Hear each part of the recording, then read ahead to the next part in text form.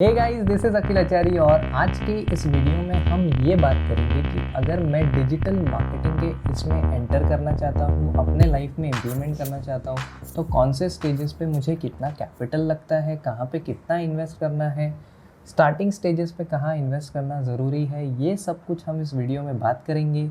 अब देखो, अगर आप एक डिजिटल मार्केटर हो तो डिजिटल मार्केटर का सबसे पहला इन्वेस्टमेंट होता है अपने खुद के वेबसाइट पर। एक डिजिटल मार्केटर के लिए उसका वेबसाइट उसकी आइडेंटिटी कार्ड की तरह काम करता है, ठीक है।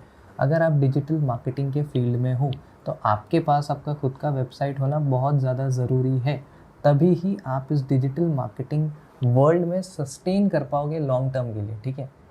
अब ये जो वेबसाइट होता है, वेबसाइट अगर किसी को लेना है तो वेबसाइट लेने के लिए दो चीज़ें लगती है। पहला होता है आपका होस्टिंग, दूसरा होता है आपका डोमेन। होस्टिंग का मतलब होता है जो आपका सर्वर है वो, और डोमेन का मतलब होता है जो आपके वेबसाइट का नाम है। ये दो चीज़ें आपको जाकर वेब होस्टिंग प्रोवाइडर से लेनी पड़ती है। अब जब हमें इसे लेना है तो इनके अलग अलग प्लान्स होते हैं, वो अपने रिक्वायरमेंट पे होता है कि हमें कौन सा प्लान आखिर चाहिए।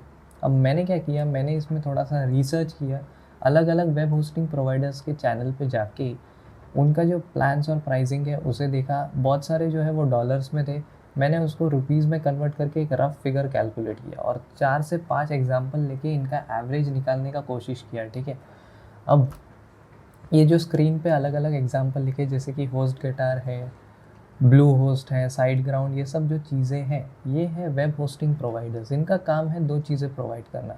अब इनके वेबसाइट पे जाके मैंने इनका सबसे बेसिक प्लान देखा, जो सबसे मिनिमम प्राइस वाला प्लान था वो, और मैंने उसका कैलकुलेशन ईयरली बेसिस पे किया। अब जब मैं हर एक के वेबसाइट पे गया और जब इनका एवरेज निकाला तो मुझे ये मिला कि अगर हमें हमारा वेबसाइट बनाना है तो एवरेज कॉस्ट एक वेबसाइट बनाने का 4300 होता है। अब ये ज़्यादा भी हो सकता है, कम भी हो सकता है। 4300 सिर्फ एक रफ फिगर है अंदाज़ा लेने के लिए कि इतना तो मिनिमम आपको इन्वेस्ट करना ही पड़ेगा ईयरली बेसिस पे। आज इन्वेस्ट किया तो आपको डायरेक्टली नेक्स्ट ईयर इसको इन्वेस्ट करना पड़ता है, ठीक है। तो 4300 हमारा एवरेज फिगर है।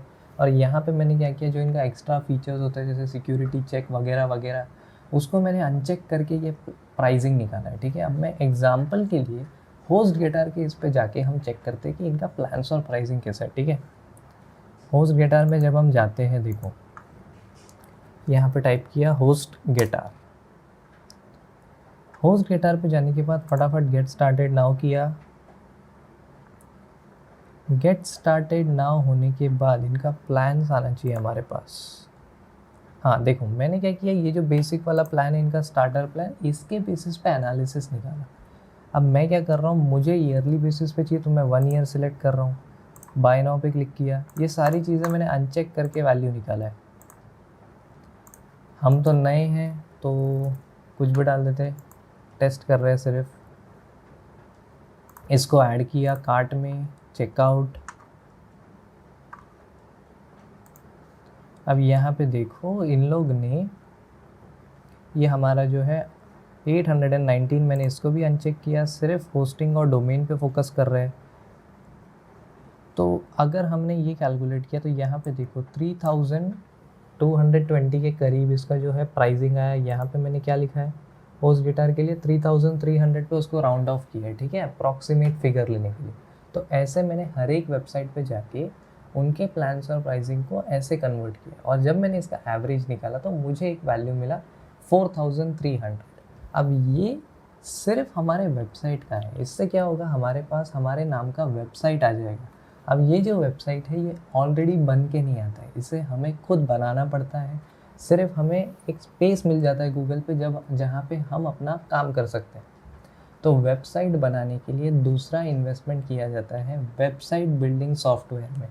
अब वेबसाइट बिल्डिंग सॉफ्टवेयर क्या होता है, अब देखो, हम क्योंकि मार्केटर्स हैं, डिजिटल मार्केटिंग कर रहे हैं, तो ज़रूरी नहीं है कि हम सबको कोडिंग आता है। अगर कोडिंग आता है तो हम कोड करके अपने वेबसाइट को बनाएंगे, बट क्योंकि हम में से मेजॉरिटी लोगों को कोडिंग नहीं आता है, तो हमारे लिए ऑलरेडी सॉफ्टवेयर अवेलेबल है जिसमें सिंपली हमें चीज़ों को ड्रैग करके हमारे वेबसाइट पर ड्रॉप करना है जहाँ पे हमें रिक्वायर्ड। अब ड्रैग एंड ड्रॉप में भी अगर हमें कन्फ्यूजन होता है तो उसमें ऑलरेडी टेम्पलेट्स होते हैं जिसको यूज़ करके हम अपने वेबसाइट को हमारे हिसाब से मॉडिफाई कर सकते हैं, कस्टमाइज़ कर सकते हैं। अब यहाँ पे एक सॉफ्टवेयर आता है एलिमेंटर, ठीक है। एलिमेंटर एक ऐसा सॉफ्टवेयर है जो कि मेजॉरिटी ऑफ पीपल यूज़ करते हैं अपने वेबसाइट को बनाने को।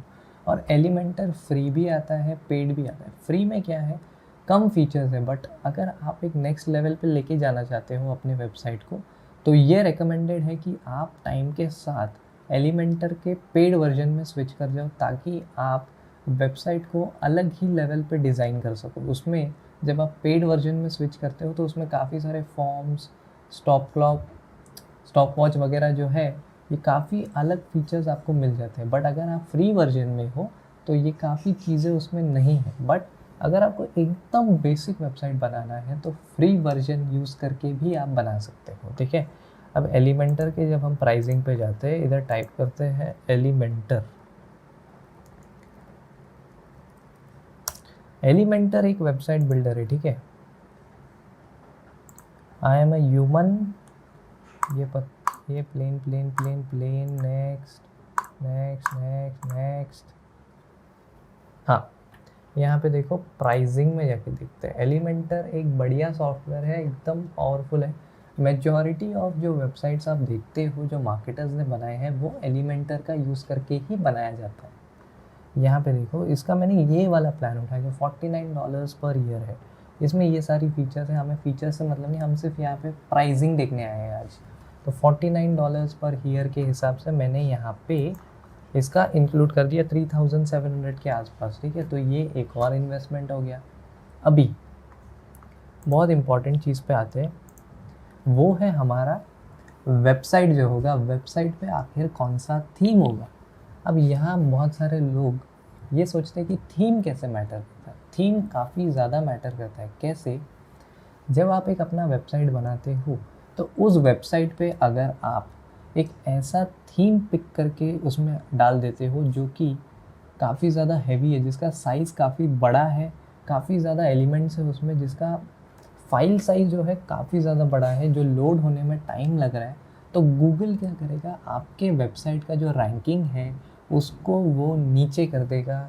गूगल आपके वेबसाइट का रैंकिंग कम कर देगा। ये बहुत इम्पॉर्टेंट है। अगर आप अपने वेबसाइट पे कोई आर्टिकल लिखते हो या कोई कंटेंट पोस्ट करते हो और अगर आपने ये एक्सपेक्ट किया कि वो ऊपर रैंक करना चाहिए, तो गूगल आपके वेबसाइट का लोडिंग स्पीड चेक करता है और लोडिंग स्पीड काफ़ी कम आता है अगर आपने एक ऐसा थीम चूज़ किया है जो कि काफ़ी ज़्यादा साइज़ में बड़ा है। तो ऐसे केस में क्या होता है, हमारा थीम सिलेक्शन जो है वो काफ़ी ज़्यादा इम्पॉर्टेंट है। अभी काफ़ी सारे फ्री थीम्स भी होते हैं जिसको हम मैनेज कर सकते हैं ये करना, बट एक पेड थीम होता है जनरेट प्रेस करके, ये भी बहुत सारे लोग यूज़ करते हैं। जनरेट प्रेस यूज़ किया जाता है इसके फास्ट लोडिंग स्पीड के वजह से। ये बहुत लोग यूज़ करते हैं, बहुत मार्केटर्स यूज़ करते हैं, क्योंकि ये जेन्युइनली बहुत अच्छा थीम है। मैं आपको यहाँ पे ये भी दिखा देता हूँ कि जनरेट प्रेस आखिर लोग इतना यूज़ करते क्यों है। जनरेट प्रेस का ना लोडिंग स्पीड काफ़ी ज़्यादा है, बहुत फास्ट लोड होता है। यहाँ पे देखो, ये इनका ओरिजिनल वेबसाइट है, हम इनके ऑफिशियल वेबसाइट पे आ गए। इनका वही है $59, देखो एनुअली, ईयरली $59 है, जिसको हमने कन्वर्ट करके लिखा है रुपीज़ में। मेजॉरिटी ऑफ मार्केटर्स जो हैं जनरेट प्रेस यूज़ करते हैं क्योंकि इसका लोडिंग स्पीड बहुत ज़्यादा है, और अगर आपके वेबसाइट का लोडिंग स्पीड ज़्यादा होता है तो गूगल ऑटोमेटिकली आपका रैंक बढ़ा देता है। इसका मतलब ये है कि जो आपका SEO है वो इंक्रीज़ हो जाएगा। तो ये आपका थर्ड इन्वेस्टमेंट होता है। ये ज़रूरी, देखो अगर आप एक एकदम बिगिनर हो तो आपका कोर फोकस होना चाहिए वेबसाइट बनाने पे, ठीक है। वेबसाइट आप एलिमेंटर यूज़ करके बनाओ, फ्री वर्जन से ही बनाओ, बट बनाओ। वेबसाइट एक ऐसा जगह है जहाँ पे आपको इन्वेस्ट करना ही पड़ेगा। वेबसाइट का कोई ऑप्शन नहीं है, ठीक है। प्रोफेशनल डिजिटल मार्केटिंग आप करना चाहते हो, वेबसाइट को इग्नोर नहीं किया जा सकता। उसके बाद जो वेबसाइट बिल्डर है और जो जनरेट प्रेस थीम है, इसको धीरे धीरे टाइम के साथ आप अपग्रेड करो, ठीक है। अब ये दो चीज़ें हमने देख ली। अब आते हैं कुछ प्लगइन्स पे। अब प्लगइन्स क्या होते हैं, जब आप वेबसाइट बना देते हो तो आप क्योंकि कोडिंग से नहीं कर रहे हो तो ऑलरेडी आपका वर्डप्रेस वेबसाइट होता है, उसमें प्लगइन्स होते हैं। प्लगइन्स यूज़ किया जाता है। प्लगइन्स बेसिकली ऐप की तरह होते हैं। प्लगइन्स यूज़ किया जाता है कोई चीज़ को करने के लिए, जैसे सिक्योरिटी डालने के लिए आप कोई प्लगइन डाउनलोड कर लोगे। आपके वेबसाइट पे जो कैश फाइल्स जनरेट होता है उसको रिमूव करने के लिए आप कोई प्लगइन इंस्टॉल कर लोगे। ऐसे ही आप जब अपने वेबसाइट पे इमेजेस अपलोड करते हो तो आपको अगर ऊपर रैंक करना है तो आपके इमेज का साइज़ काफ़ी ज़्यादा छोटा होना चाहिए। वही थीम्स में मैंने बोला कि अगर आपके वेबसाइट का टोटल साइज़ काफ़ी छोटा है तो गूगल उसको ऑटोमेटिकली ऊपर रैंक करवाएगा। ऐसे ही अगर आपको अपने वेबसाइट को फास्ट लोड करवाना है तो आपके इमेजेस का साइज़ काफ़ी ज़्यादा छोटा होना चाहिए। तो ये इमेज का जो साइज़ है इससे छोटा करने का काम एक प्लगइन करता है, शॉर्ट पिक्सल। बहुत सारे प्लगइन्स हैं, शॉर्ट पिक्सल सिर्फ एक एग्जांपल के लिए लिया है। शॉर्ट पिक्सल एक ऐसा प्लगइन है जो हमारे वेबसाइट के इमेजेस को ऑटोमेटिकली ऑप्टिमाइज़ करेगा। अब ये एक फ्री प्लगइन है, बट फ्री में क्या है, पर मंथ हमारा सिर्फ 100 इमेजेस ही ऑप्टिमाइज़ होगा। इसीलिए जो है हमें अगर बड़े स्केल पे हम हमारे मार्केटिंग को कर रहे हैं तो ऑब्वियसली पेड वर्जन में स्विच करना ही पड़ेगा टाइम के साथ। और पेड वर्जन का इनका कैसा है, सिमिलरली 4400 पर ईयर। इसमें क्या होता है, पर मंथ हमारा कुछ 7000 इमेजेस ऑप्टिमाइज हो जाता है। तो ये टाइम के साथ आप अपग्रेड करो, इनिशियली रिक्वायर्ड नहीं है, बट हाँ टाइम के साथ आपको चीज़ें अपग्रेड करनी पड़ेगी अगर आपको इस मार्केटिंग में रैंक करना है, ऊपर जाना है। नहीं तो आप उधर ही रह जाओगे, प्लस आपका ग्रोथ नहीं होगा। तो जैसे जैसे आप टाइम के साथ अपग्रेड करते जाओगे आपका डिजिटल मार्केटिंग उतना ही पावरफुल होता चले जाएगा। अब सबसे इम्पॉर्टेंट जो एस्पेक्ट है वो है कीवर्ड या एसईओ रिसर्च टूल। अब ये कीवर्ड और एसईओ रिसर्च टूल आखिर इम्पॉर्टेंट क्यों है, और इसमें मैं एक ज़बरदस्त बात बताऊंगा आपको। देखो, अभी हम ब्लॉगिंग कर रहे हैं, अफिलिएट मार्केटिंग कर रहे हैं, या कोई भी चीज़ इंटरनेट पे कर रहे हैं तो उसका रिसर्च करना हमारे लिए बहुत ज़्यादा इम्पॉर्टेंट हो जाता है। क्योंकि मान लो मैं कोई ऐसी चीज़ के बारे में लिख रहा हूँ जिसको कोई सर्च ही नहीं कर रहा है गूगल पे, तो मैंने जो इतनी मेहनत की उसे लिखने के लिए वो पूरा वेस्ट हो जाएगा, क्योंकि वो किसी तक पहुँचेगा ही नहीं। अगर मैं डिजिटल मार्केटिंग पे कुछ लिख रहा हूँ अपने वेबसाइट पे, जैसे कि डिजिटल मार्केटिंग के ब्रांचेस क्या क्या होते हैं, डिजिटल मार्केटिंग किसको कैसे स्टार्ट करना है, अगर ये सब मैं लिख रहा हूँ तो जो कीवर्ड होता है how to start digital marketing, ये अगर मैंने लिखा है तो how to start digital marketing में पर मंथ कितने सर्चेज हो रहे हैं, इसका एसईओ डिफ़िकल्टी कितना है, ये सारा एनालिसिस करने के बाद जब आप अपना आर्टिकल लिखते हो तो आपका आर्टिकल ऊपर रैंक करता है। अगर आप ऐसे ही रैंडमली लिख देते हो तो आपका टाइम और एफर्ट दोनों ही वेस्ट जाता है। कुछ आर्टिकल्स रैंक कर जाएंगे जो कि कॉमन इश्यूज होंगे, बट हर आर्टिकल को ऐसे रैंक करवाना थोड़ा मुश्किल है। इसीलिए चीज़ें कीवर्ड रिसर्च टूल या एसईओ रिसर्च टूल को यूज़ करके जो मार्केटर्स हैं वो प्रॉपरली उन चीज़ों पे आर्टिकल्स लिखते हैं जिनका मार्केट में डिमांड है। ऐसे ही रैंडम स्टफ नहीं लिखा जाता, ठीक है। और इन्हें अगर हमें पता करना है तो हमें कुछ सॉफ्टवेयर्स यूज़ करना पड़ता है, जैसे कि सबसे बढ़िया सॉफ्टवेयर जो 99% मार्केटर्स यूज़ करते हैं वो है Ahrefs, ठीक है। Ahrefs एक कीवर्ड रिसर्च टूल है, काफ़ी ज़्यादा महंगा भी है बट काफ़ी ज़्यादा पावरफुल है और बहुत लोग इसे यूज़ करते हैं। दूसरा है मंगूल्स और कीवर्ड प्लानर गूगल का, वो मैं उस पर आता हूँ, बट ये तो मैंने पेड निकाला, ठीक है।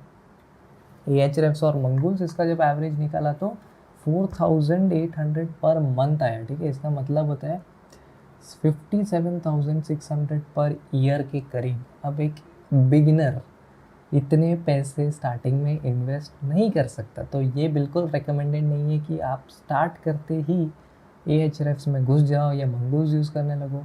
इसका ऑल्टरनेटिव मैं आपको गूगल कीवर्ड प्लानर बताता हूँ, ठीक है। गूगल कीवर्ड प्लानर क्या है, ये गूगल का ही है, मैं आपको दिखाता हूँ ये कैसे यूज़ होता है। जब हम गूगल पे लिखते हैं कीवर्ड प्लानर, ठीक है, कीवर्ड प्लानर पे जाने के बाद सेकंड लिंक पर दबाया, go to keyword planner. Keyword planner Google का है, इसमें कोई फुल्ली फ्री है। देखो यहाँ पे मैं जाता हूँ डिस्कवर न्यू कीवर्ड्स पे। गूगल कीवर्ड प्लानर पे जाने के बाद अब मैं समझो डिजिटल मार्केटिंग जॉब्स के बारे में लिख रहा हूँ। ठीक है। तो मैं यहाँ पे सर्च करता हूँ digital marketing jobs, gate results. उसके बाद मेरे को पूरा दिख जाएगा कि कहाँ क्या हो रहा है। अब देखो डिजिटल मार्केटिंग जॉब्स जो मैंने लिखा, इसका जो एवरेज मंथली सर्चेस है वो 10,000 से 100,000 के बीच में होता है, ठीक है। और इसमें दिख रहा है कि कंपटीशन इसका लो है। तो हाँ, मैं इसमें आर्टिकल लिख सकता हूँ, बट इसका एक प्रॉब्लम ये है गूगल कीवर्ड प्लानर का कि आपको नंबर्स नहीं दिखते। एसईओ डिफ़िकल्टी कितना है, एक्चुअली में वॉल्यूम कितना है। अभी यहाँ पे हमें एक रफ फिगर दिखा है, 10,000 से लेके 100,000 के बीच में होगा। अब 10,000 भी हो सकता है, 100,000 भी हो सकता है। तो यहाँ पे थोड़ा सा अप्रॉक्सीमेट मेथड चलता है, बट बिगिनर इसको यूज़ करके आराम से रैंक कर सकता है। और एक जो टूल है वो है ऊबर सजेस्ट। ऊबर सजेस्ट का भी डिफ़ॉल्ट ये है कि डेली हमें सिर्फ 3 सर्चेस ही अलॉट होते हैं। ऊबर सजेस्ट देख लो। ऊबर सजेस्ट पे जब मैं लिखता हूँ सेम कंटेंट, अच्छा यहाँ से मैं इंडिया को देख रहा हूँ कि इंडिया में कितने लोग कर रहे हैं। डिजिटल मार्केटिंग जॉब्स, इंडिया में देखते हैं कितने लोग इसको सर्च कर रहे हैं। यहाँ पे देखो, अब ऊबर सजेस्ट में ना एक नंबर हमारे सामने आ गया, जैसे कि सर्च वॉल्यूम जो है पर मंथ 18,011 मतलब 18,100 के करीब है, ठीक है। एसईओ डिफ़िकल्टी इसका 68 है, बट गूगल कीवर्ड प्लानर पे हमें डिफ़िकल्टी नहीं, कंपटीशन दिखता है कि लो है। पेड डिफ़िकल्टी, अगर हम एडवर्टाइजमेंट रिलीज़ करके इस पर रैंक करना चाहते हैं तो पेड डिफ़िकल्टी 31 है। हर एक क्लिक पेड एडवर्टाइजमेंट जब हम रन करेंगे तो उस लिंक पे जब कोई क्लिक करेगा तो एवरेज फिगर है 50 रुपीज़ के करीब, ठीक है। तो ऐसा सब कुछ हमें ऊबर सजेस्ट में दिख जाता है, बट कीवर्ड प्लानर पे नहीं दिखता है। कीवर्ड प्लानर पे एक रफ आइडिया दिखता है। देखो यहाँ पे लिखा था कि 10,000 से लेके 1 लाख के बीच में है, तो 18,000 1100 उसके बीच में ही आता है, ठीक है। तो कीवर्ड प्लानर यूज़ करके आप इनिशियली काम कर सकते हो, ऊबर सजेस्ट यूज़ करके आप प्लान कर सकते हो। प्लस ये जो जितने भी सॉफ्टवेयर मैंने इस चार्ट में डाले हैं सबका एक एक फ्री ट्रायल पीरियड होता है, तो आप किसी भी इस पे जाके इनका ट्रायल वर्जन यूज़ करके भी अपने करियर को डिजिटल मार्केटिंग का मतलब जो डिजिटल मार्केटिंग करियर है उसको आप स्टार्ट कर सकते हो, ठीक है। तो टेंशन लेना नहीं है, बट यहाँ पे बहुत ज़्यादा ज़रूरी ये आपको समझना है कि जो वेबसाइट है, वेबसाइट पे आपको इन्वेस्ट करना ही पड़ेगा अगर आप सीरियस हो डिजिटल मार्केटिंग को लेके। बिना वेबसाइट पे इन्वेस्ट किए रैंक करना बहुत मुश्किल है, अपना प्रेजेंस क्रिएट करना भी बहुत मुश्किल है। और वेबसाइट लेने में अगर हमें पैसे बचाने देखो तो एक और अल्टरनेटिव होता है। क्या करते हैं लोग, देखो वेबसाइट लेना है तो मैंने बोला था कि 2 चीज़ें लेनी पड़ती है, एक होता है होस्टिंग, दूसरा होता है डोमेन। तो लोग क्या करते हैं, जो डोमेन होता है, वेबसाइट का नाम होता है, उसको कहीं और से लेते हैं, होस्टिंग किसी और का लेते हैं और दोनों को मिक्स कर देते हैं, ठीक है। डोमेन वहाँ से लिया जाता है जहाँ पे चीज़ें सस्ती हैं और होस्टिंग वहाँ से लिया जाता है जहाँ पे वो भी सस्ता है। बट अगर आप दोनों ले रहे हो, जैसे मैंने यहाँ पे कुछ वेबसाइट बताई, इसमें अपने को दोनों मिल रहा था। अब मैं क्या करूँगा, अगर गोडैडी मुझे डोमेन सस्ते में दे रहा है तो मैं गोडैडी से सिर्फ डोमेन खरीदूंगा और होस्टिंग होस्टगेटर का लूँगा या किसी ब्लू होस्ट का ले लूँगा। दूसरा है, देखो मैं आपको करके दिखाता हूँ। अब मैं अगर नेम चीप करके जो होता है वो डोमेन के लिए, नेम चीप पे जाके जब मैं कोई डोमेन लेता हूँ, सिर्फ डोमेन, मेरे वेबसाइट का नाम, रजिस्टर करते हैं .com, सर्च। अब देखो डोमेन जो है अवेलेबल आएगा ही, कितना है इसका, लेट्स सी कितना है। देखो ये रजिस्टर कर लिया, मतलब किसी ने ऑलरेडी दूसरा करके देखते,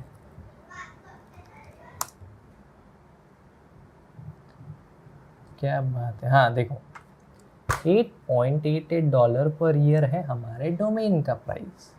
8.88 कितना होता है, $8.88 इन रुपीज़, इसका मतलब 662 रुपीज़, ठीक है। 663 पकड़ के चलो, सिर्फ डोमेन का प्राइस, आपके वेबसाइट का नाम। यहाँ से मैं क्या करूँगा, डोमेन को उठा लूँगा। डोमेन को उठाने के बाद मैं क्या करूँगा, होस्टिंग किसी और का लूँगा। एग्जाम्पल के लिए मैंने लिया था, चलो ब्लूहो, इधर से जाके हम, अगर मैं सिर्फ देखो ये हमारा डोमेन है, इसको मैं हटा देता हूँ, ये हमारा होस्टिंग है, ठीक है। होस्टिंग का मुझे सिर्फ फिर 2200 के करीब, देखो 2250 के करीब आ रहा है होस्टिंग का प्राइस। तो मैं दोनों को मिक्स करूँगा तो मेरे पैसे यहाँ पे बच जाएंगे थोड़े से। तो ऐसे भी लोग करते हैं, गोडैडी से सिर्फ डोमेन लेंगे, नेमचीप से सिर्फ डोमेन लेंगे, होस्टिंग किसी और सर्वर का ले लेंगे जहाँ पे चीज़ें सस्ती है। तो ये भी एक ट्रिक है, आप कम से कम खर्चे में वेबसाइट बना लोगे अपना। बट इम्पॉर्टेंट ये है कि आप अपना वेबसाइट बनाओ, क्योंकि वेबसाइट बनाना बहुत ज़्यादा ज़रूरी है। चीज़ें वेबसाइट पे ही इम्प्लीमेंट होती है। और मैंने इसका जब टोटल कैलकुलेशन निकाला, ठीक है, ये देखो, ये है हमारा टोटल कैलकुलेशन। जब मैंने सबको इंक्लूड किया, ठीक है, जब मैंने कैलकुलेट किया कि ये सारी चीज़ें अगर कोई स्टार्टिंग में ही ले लेता है तो उसे हर साल 74,500 के करीब इन्वेस्ट करना होगा अपने डिजिटल मार्केटिंग में। इतना पैसा क्यों? क्योंकि वो कीवर्ड रिसर्च टूल को भी मैंने इसमें इंक्लूड किया है। बट ये हर किसी के लिए पॉसिबल नहीं है, ठीक है। और दूसरा मैंने क्या किया, दूसरा ये कैलकुलेट किया कि अगर कोई सिर्फ अपने वेबसाइट को बनाने में इंटरेस्टेड है, जैसे कि उसका वेबसाइट हो गया, वेबसाइट बनाने का सॉफ्टवेयर हो गया, और तीसरा है अपने वेबसाइट का थीम, अगर कोई इन तीन चीज़ पे इन्वेस्ट करता है तो उसे 12,500 के करीब हर साल इन्वेस्ट करना होगा। और अगर कोई सिर्फ दो चीज़ पे इन्वेस्ट करता है, जो कि आपका वेबसाइट है और आपके वेबसाइट को बनाने का टूल है, तो उसे पर मंथ 8,000 के करीब इन्वेस्ट करना होगा। बट अगर ये सब पे आप नहीं कर सकते हो तो सबसे बेसिक इन्वेस्टमेंट है आपका वेबसाइट, उस पर आपको इन्वेस्ट करना ही होगा। तो 4,300 आप पकड़ के चल सकते हो एक साल का, ठीक है। अब इनका जो है, ऐसा ज़रूरी नहीं है कि आपके पास 4,300 है तो आप डायरेक्टली उसमें प्लेस कर दो। मंथली बेसिस पे भी आप पे कर सकते हो, वो हर एक प्लेटफॉर्म का अलग अपना अलग होता है। बट ये जो वेबसाइट का फील्ड है, इसे आप इग्नोर नहीं कर सकते। तो ये था हमारा पूरा रोड मैप एक बिगिनर के लिए कि उसको कहाँ पे कितना इन्वेस्ट करना है। ऐसे ही हम वीडियोस आगे लेके आएंगे डेप्थ में। ये तो बिगनर लेवल हो गया। जब आप आगे डिजिटल मार्केटिंग में एकदम पकड़ बना लेते हो तो चीज़ें और बढ़ जाती है, बड़े बड़े टूल्स में आपको इन्वेस्ट करना पड़ता है। और इस चार्ट में मैंने ये इंक्लूड नहीं किया कि आप एडवर्टाइजमेंट्स भी रन करोगे। एडवर्टाइजमेंट्स का अपना अलग बजट होता है जो कि स्ट्रैटेजी पे डिपेंड करता है। वो सब हम आने वाले वीडियोज़ में देखेंगे। तब तक के लिए आप चैनल पर बने रहिए। Thank you so much guys ये वीडियो देखने के लिए। Bye bye and take care.